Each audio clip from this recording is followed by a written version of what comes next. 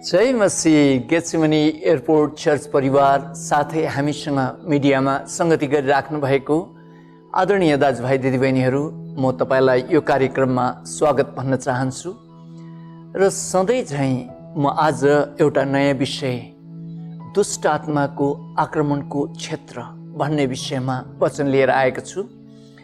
र उत्पत्तिको पुस्तक 3 अध्यायको 1 पददेखि 6 पदसम्म पढेर म वचनलाई निरन्तरता दिँदछु। र पवित्र बाइबलको यस खण्डमा यस प्रकारले लेखिएको छ, परमप्रभु परमेश्वरले बनाउनु भएका वन पशुहरूमध्ये सर्प सबभन्दा धूर्त थियो। त्यसले स्त्रीलाई भन्यो, के परमेश्वरले तिमीहरूलाई बगैँचाको कुनै पनि रुखको फल नखानु भनी भन्नुभएको छ? स्त्रीले सर्पलाई भनिन्, बगैँचाका रुखहरूका फल हामी खान सक्छौँ, तर बगैँचाको बीचमा भएको रुखको फलको विषयमा परमेश्वरले भन्नुभएको छ, त्यो चाहिँ नखानु र नछुनु, नत्र त तिमीहरू मर्छौ। सर्पले स्त्रीलाई भन्यो, तिमीहरू मर्दैनौ, किनभने परमेश्वर जान्नुहुन्छ कि जुन दिन तिमीहरू त्यो खान्छौ त्यही दिन तिमीहरूको आँखा खुल्नेछन् र असल र खराबको ज्ञान पाएर तिमीहरू परमेश्वर जस्तै हुनेछौ।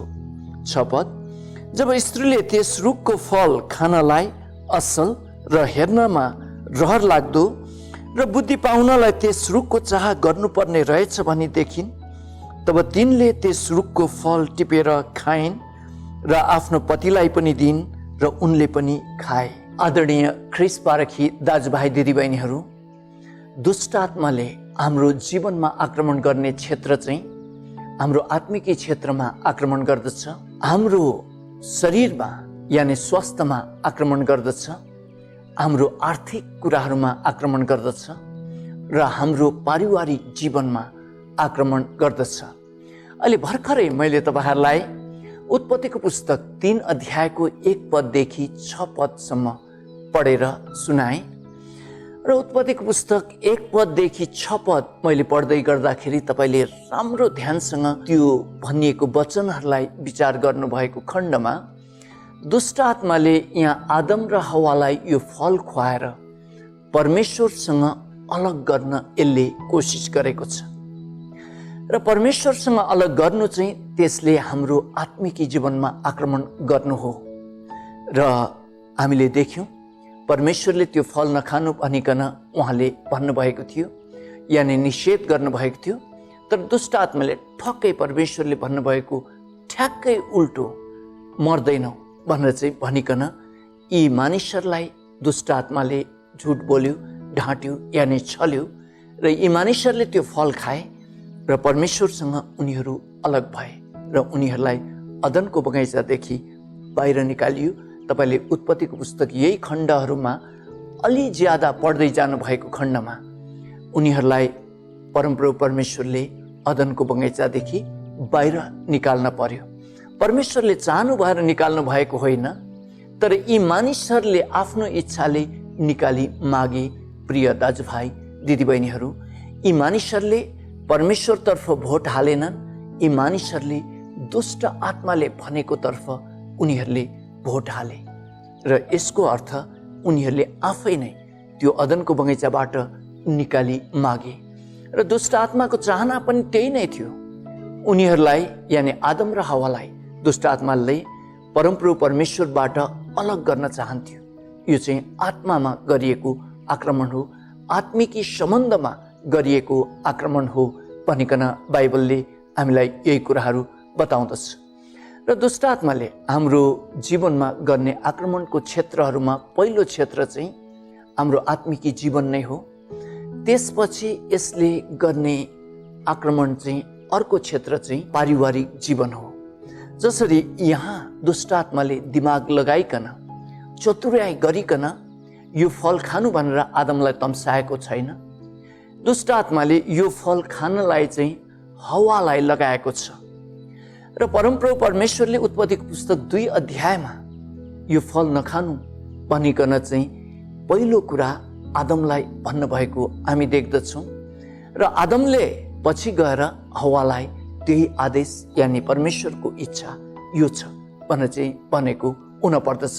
त्यही कारणले गर्दाखेरि हव्वाले दुष्ट आत्मालाई उत्तर दिँदाखेरि यो फल हामी खान सक्दैनौँ, हामीले यो फल खाएको खण्डमा हामी मर्छौँ भनेर चाहिँ तिनले यो प्रकारले प्रत्युत्तर दिँदछिन्।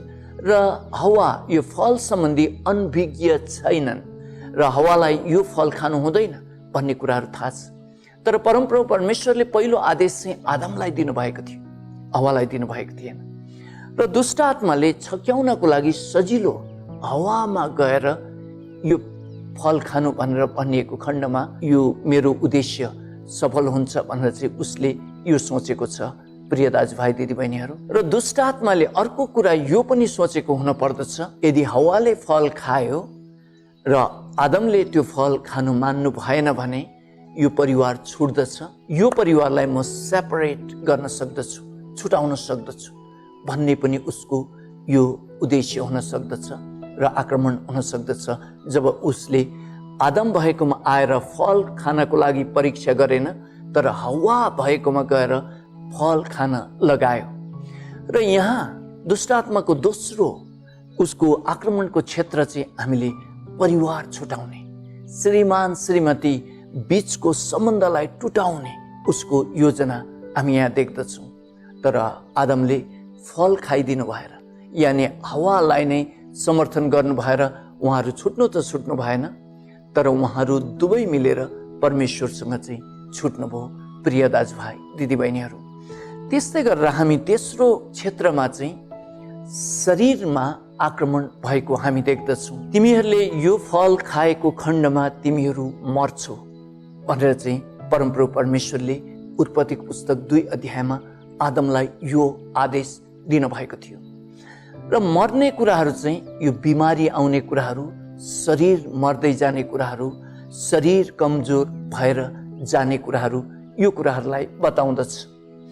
र उत्पत्तिको पुस्तक 3 अध्यायको 7 पदलाई हामीले अध्ययन गर्ने हो भने जब उनीहरूले त्यो फल खाए त्यो समय उनीहरूको असल र खराबको ज्ञान दिने आँखा खुल्यो भनेर चाहिँ त्यहाँ लेखिएको छ।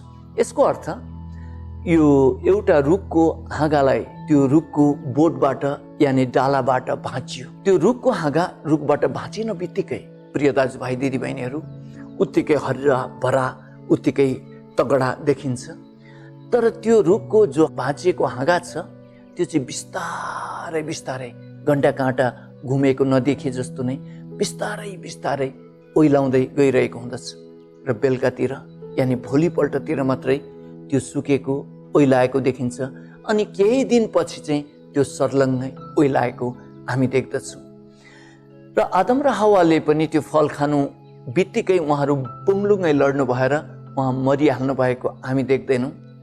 तर उहाँहरू आत्मामा मर्नु भएको कारणले गर्दाखेरि अब शरीरमा पनि बिस्तारै बिस्तारै उहाँहरू मर्दै मर्दै मर्दै मर्दै जानु भएर आदम 930 वर्षमा शरीरमा मर्नुभयो भनिकन बाइबलमा यो बताइएको छ। र दुष्ट आत्माको तेस्रो आक्रमण चाहिँ, तेस्रो मुख्य आक्रमण चाहिँ हाम्रो शरीरमा यसले आक्रमण गर्दछ। हाम्रो शरीरमा रोग बिमारहरू ल्याएर शरीरलाई कमजोर बनाएर यो जो दिमागी स्वास्थ्यलाई एकदमै ध्वस्त पारेर यो प्रकारले हामीलाई बिस्तारै बिस्तारै यसले मार्नको लागि, यसले अस्वस्थ बनाएर हामीलाई कमजोर शरीरमा बनाएर जीवनमा राख्नको लागि यसले हाम्रो शरीरमा आक्रमण गर्दछ। र तेस्रो मुख्य दुष्ट आत्माले गर्ने आक्रमणको क्षेत्र चाहिँ हाम्रो शरीर हो। र चौथो हामीले आक्रमणको क्षेत्रलाई विचार गरिएको खण्डमा उत्पत्तिको पुस्तक 3 अध्यायको 17 र 18 पदमा आदम र हवाले त्यो फल खान भएको कारणले गर्दा आदमलाई परमप्रभु परमेश्वरले दिनुभएको श्रापमा अब तँ यो अदनको बगैँचादेखि बाहिर निकालिनेछस् र त्यो भूमि चाहिँ श्रापित भूमि छ, त्यसले चाहिँ काँडाहरू उमार्नेछ, तैँले साह्रै परिश्रम गर्नेछस् र पनि प्रशस्त उब्जनी गर्न सक्ने छैनस्, पैसा प्रशस्त हुने छैन र तँलाई पैसा रुपियाँमा धेरै दुःख हुनेछ भनिकन परमप्रभु परमेश्वरले उत्पत्तिको पुस्तक 3 अध्यायको 17 र 18 पदमा यो भन्नुभयो। र चौथो मुख्य दुष्ट आत्माले आक्रमण गर्ने क्षेत्र चाहिँ हाम्रो पैसा रुपियाँहरूको क्षेत्र, हामीले आर्थिक क्षेत्र भनेर बुझ्न पर्दछ। प्रिय दाजुभाइ दिदीबहिनीहरू, र यसले सबभन्दा पहिला आत्मिकी क्षेत्रमा आक्रमण गरेको हामीले उत्पत्तिको पुस्तक 3 अध्यायमा देख्यौँ। दोस्रो, पारिवारिक क्षेत्रमा, श्रीमान श्रीमती छुटाउने क्षेत्रमा यसले आक्रमण गर्दछ। यो क्षेत्रमा उसको आँखा लाग्दछ प्रिय दाजुभाइ दिदीबहिनीहरू। र तेस्रो कुरा चाहिँ हाम्रो शरीरमा रोग बिमार ल्याएर शरीरमा यसले आक्रमण गर्दछ र हाम्रो शरीरमा यसले आँखा लगाउँदछ भने चौथो क्षेत्र चाहिँ हाम्रो आम्दानी, हाम्रो पैसा रुपियाँ, यानि हाम्रो शारीरिक, हाम्रो जीविका चलाउने कुराहरूमा यसले आक्रमण गर्दछ भनिकन उत्पत्तिको पुस्तक 3 अध्यायले हामीलाई यही कुराहरू अङ्कित गरेको हामी देख्दछौँ। र त्यस्तै गरेर तपाईँले अयुबको पुस्तक 1 अध्यायलाई अध्ययन गर्नुभएको खण्डमा अयुब एक धर्मी व्यक्ति हुनुहुन्थ्यो, साथै धनी व्यक्ति पनि हुनुहुन्थ्यो भनिकन पवित्र बाइबलको अयुबको पुस्तकको 1 अध्यायमा त्यही नै बताइएको छ। अयुबका छोराछोरीहरू पनि हुनुहुन्थ्यो। अयुबको धन सम्पत्तिहरूमा भेडा, ऊँट, गाई गोरु लगायत गधा, यी सबै कुराहरू प्रचुर मात्रामा थियो। अयुब धनी व्यक्तिको रूपमा कहलाइनु हुँदथ्यो प्रिय दाजुभाइ दिदीबहिनीहरू। तर यहाँ दुष्ट आत्माले चाहिँ परमेश्वरको अघि गएर एक प्रकारको बाजी गरेको हामी देख्दछौँ र दुष्ट आत्माको पूर्ण योजना, इच्छा चाहिँ परमेश्वरसँग अयुबलाई छुटाउनु नै थियो। तर सृष्टिकर्ता परमेश्वरले अयुबको हृदयलाई बुझ्नुहुन्थ्यो, त्यसले गर्दाखेरि परमेश्वरले पनि अयुबको विषय लिएर बाजी नै गर्नुभयो र कुनै हालतमा पनि अयुबलाई दुष्ट आत्माले आत्मिकी जीवनमा परमेश्वरसँग छुटाउन सक्दैन भनेर चाहिँ यही प्रकारले उहाँले बाजी नै गर्नुभयो। र अयुबको जीवनमा दुष्ट आत्माले आत्मिकी क्षेत्रमा आक्रमण गरेको हामी देख्दछौँ। त्यस्तै गरेर अयुबको जो छोराछोरीहरूलाई घरले खिचेर मारेको हामी त्यहाँ देख्दछौँ र यहाँ परिवारमा आक्रमण गरेको हामी देख्दछौँ। त्यस्तै गरेर हामीले अर्को क्षेत्रमा अयुबको जसरी शरीरमा खटेराहरू आएर उहाँलाई एकदमै बिरामीहरू बनाएर उहाँ त यो लुगाफाटामा सुत्नै नसक्ने अवस्थामा उहाँलाई पुर्याएर चाहिँ अयुबलाई आक्रमण गरेको हामी देख्दछौँ र पारिवारिक आक्रमण गरेको हामी त्यहाँ देख्दछौँ भने अयुबका सबै धन सम्पत्तिहरू निमिषमा नै त्यहाँ दुष्ट आत्माले खत्तम पारेको हामी त्यहाँ देख्दछौँ। र अयुबको जीवनमा पनि यी चारै क्षेत्रमा आक्रमण भएको हामी देख्दछौँ। उहाँको आत्मिकी जीवनमा परमेश्वरसँग छुटाउने पक्षमा, दोस्रो कुरा उहाँको पारिवारिक जीवनमा छोराछोरीलाई गामरङ गुमरुङ घर खिचेर यो हाउहुन्डी चलाएर मारिदिएको अवस्थामा, र त्यस्तै गरेर श्रीमती पनि दिगदार हुन भएर बरु परमेश्वरलाई सराप्नुहोस् र तपाईँ पनि मर्नुहोस्, तपाईँ किन प्रभु प्रभु भनिराख्नुहुन्छ भनेर चाहिँ उहाँको श्रीमतीले यसरी उत्तर दिएको हामी देख्दछौँ। हावाले फल खाए जस्तो नै यहाँ श्रीमतीले त हरेस खानु भएको हामी त्यहाँ देख्दछौँ अयुबको जीवनमा।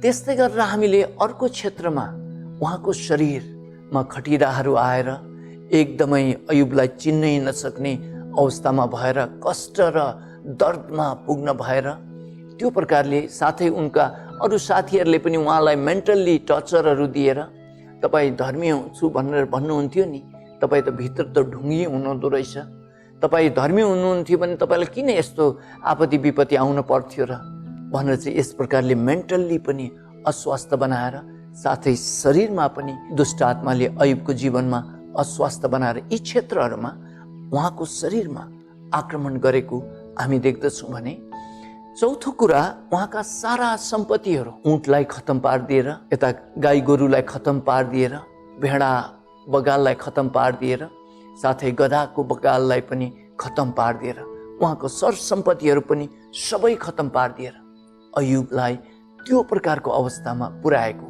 दुष्ट आत्माले हामी त्यहाँ देख्दछौँ।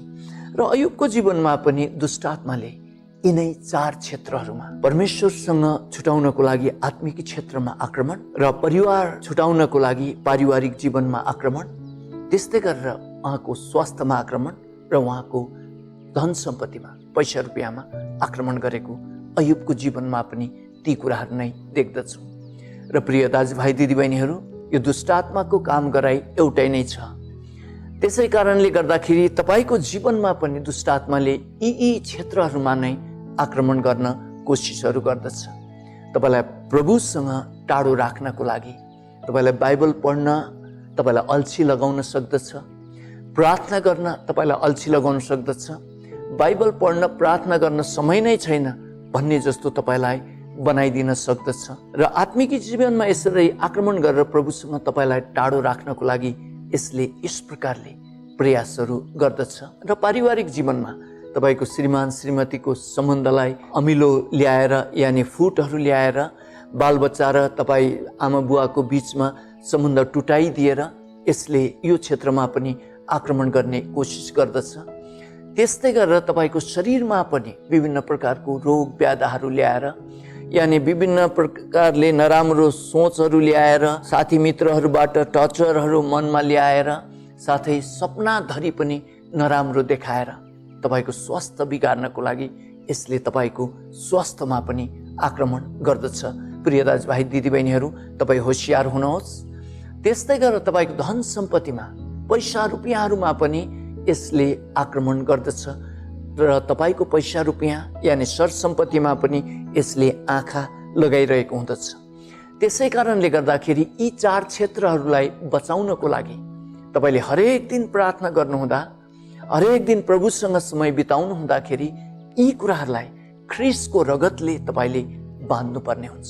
तपाईँको आत्मिक जीवनमा तपाईँले समयको दशांश दिनमा 2 घण्टा 40 मिनट, बिहान 1 घण्टा 20 मिनट बाइबल अध्ययन र प्रार्थना, बेलुका 1 घण्टा 20 मिनट बाइबल अध्ययन र प्रार्थना, टप्प प्रभुलाई तपाईँले इच्छा गरेर नै, चाहना राख्नु भएर नै यसरी बुझाउनुहोस्। तपाईँको आत्मिक जीवन एकदमै जीवित रहँदछ। त्यस्तै गरेर पारिवारिक जीवनलाई तपाईँले आत्मिक जीवन जिउँदो राख्नु भएको खण्डमा तपाईँ परिवारसँग झर्किनुहुन्न, परिवारको आवश्यकताहरूलाई बुझ्नुहुन्छ, परिवारसँग समय बिताउनुहुन्छ, पारिवारिक जीवनमा पनि सुरक्षा तपाईँको आउँदछ। त्यस्तै गरेर तपाईँले जब परमेश्वरसँगको सम्बन्ध, आत्मिक जीवन यानि आत्मिक रूपमा प्रभुसँग तपाईँ हिँडिराख्नु भएको छ, यसरी समयको दशांश बुझाएर हो भने तपाईँको शरीर पनि स्वस्थ हुँदछ। तपाईँ मेन्टल्ली दुष्ट आत्माको जो अग्नि बाणहरू छ, ती बाणहरूले तपाईँको मेन्टललाई यानि तपाईँको सोचलाई खराब गर्न सक्दैन, साथै तपाईँको शरीरलाई पनि अस्वास्थ्य बनाउन सक्दैन। तपाईँ मेन्टल्ली एकदमै स्वस्थ हुनुहुन्छ भने खाना राम्रो खानुहुन्छ, तपाईँले सबै कुराहरू स्वास्थ्यकर कुराहरू गर्नुहुन्छ, व्यायाम गर्नुहुन्छ, यी सबै कुराहरू गर्नुहुन्छ र तपाईँ खुसी रहनुहुन्छ। यो अवस्थामा तपाईँ मेन्टल्ली यानि स्वास्थ्यमा पनि राम्रो हुनुहुन्छ। त्यस्तै गरेर तपाईँ यी सबै कुराहरूमा राम्रो हुनुभयो भने तपाईँको व्यवसायमा पनि तपाईँ स्वस्थ हुनुहुन्छ। त्यो अवस्थामा दुष्ट आत्माले तपाईँको व्यवसायलाई, पैसा रुपियाँलाई, तपाईँको धन सम्पत्तिलाई पनि दुष्ट आत्माले आक्रमण गर्न सक्दैन। प्रिय दाजुभाइ दिदीबहिनीहरू, र दुष्ट आत्माको आक्रमण गर्ने यी 4 क्षेत्रहरू हुन्। यी 4 क्षेत्रहरूलाई बचाउनको लागि दिनै पछि तपाईँले प्रभु येशूको नाउँमा ख्रीष्टको रगतले यी 4 क्षेत्रहरूलाई बाँध्न पर्छ। र यति भन्दै म टेक दाहाल आजको वचनबाट बिदा हुन्छु। जय मसीह।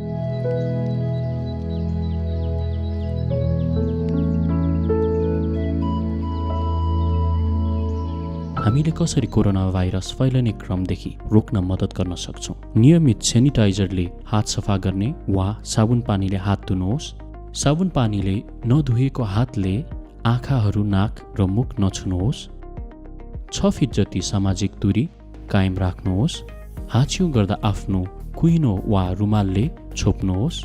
बाहिर जाँदा वा पिउनमा अनिवार्य मास्क लगाउनुहोस्। यदि तपाईँलाई रुगा खोकी, ज्वरो वा सास फेर्न समस्या भएको छ भने तुरुन्तै नजिकैको स्वास्थ्य चौकीमा सम्पर्क गर्नुहोस्। केचेमने एयरपोर्ट चर्च स्वास्थ्य विभाग। धन्यवाद।